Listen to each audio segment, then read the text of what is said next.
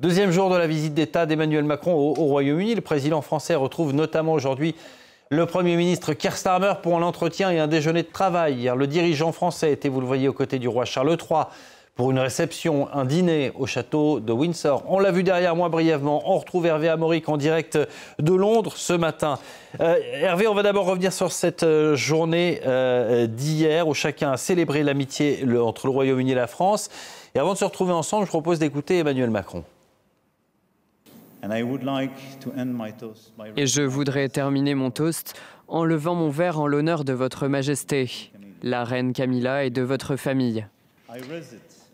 Je le lève en l'honneur du Royaume-Uni, de cette entente amicale qui unit nos deux peuples fraternels dans une alliance indéfectible.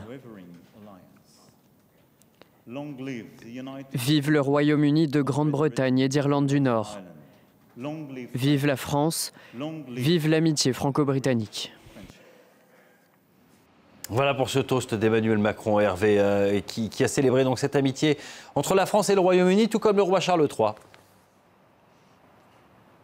Après 120 ans d'entente cordiale, nous entrons dans l'ère de l'entente amicale, selon le président Macron. A priori, rien d'étonnant à ce qu'un président en visite d'État dans le pays voisin demande un meilleur dialogue, plus de coopération. Mais il y a ici urgence. C'est le message, c'était le message clé du président Macron lorsqu'il s'est exprimé hier, ici derrière moi, devant les chambres du Parlement. Il y a urgence. Le Royaume-Uni et la France doivent parler d'une seule voix. Sinon, les deux nations risquent de ne plus pouvoir faire entendre leur voix sur les grands sujets internationaux, mais pas seulement sur des questions scientifiques ou culturelles de la même façon.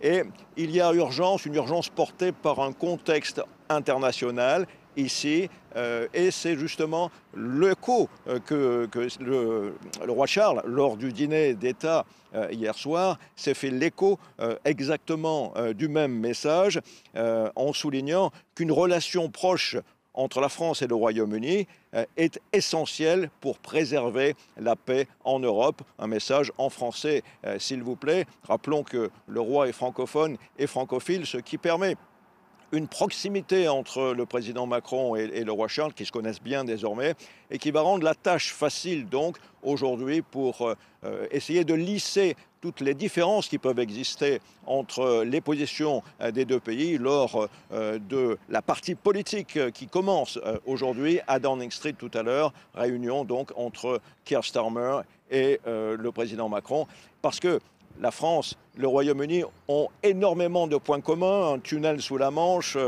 une mer, ce sont les deux puissances nucléaires européennes et elles ont toutes deux une place permanente au Conseil de sécurité des Nations Unies. En revanche, il reste des différences, notamment sur la question de l'immigration clandestine. C'est le sujet numéro 1 pour les Britanniques, tandis que, effectivement, les Français on va demander au président Macron de faire des efforts sur ce sujet pour tenter d'endiguer ces migrants clandestins, le passage de la Manche sur des embarcations de fortune dont le nombre a augmenté encore cette année. Hervé, vous le disiez, le programme est plus politique aujourd'hui, mais quand même, les symboles seront bien présents. Hein.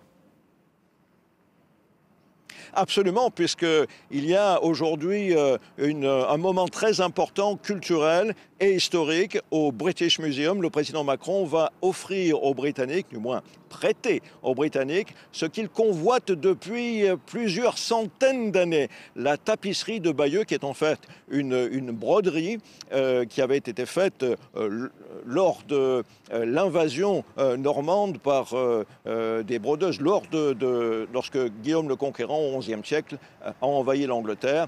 Elle est exposée à Bayeux, en Normandie, et elle sera prêtée désormais au British Museum, aux Britanniques. Oui, c'est quasiment la première bande dessinée de l'histoire. Elle a près d'un millénaire. Merci beaucoup, Hervé, depuis Londres. On suivra évidemment ce deuxième jour, cette visite d'État, notamment en votre compagnie et nos équipes sur place.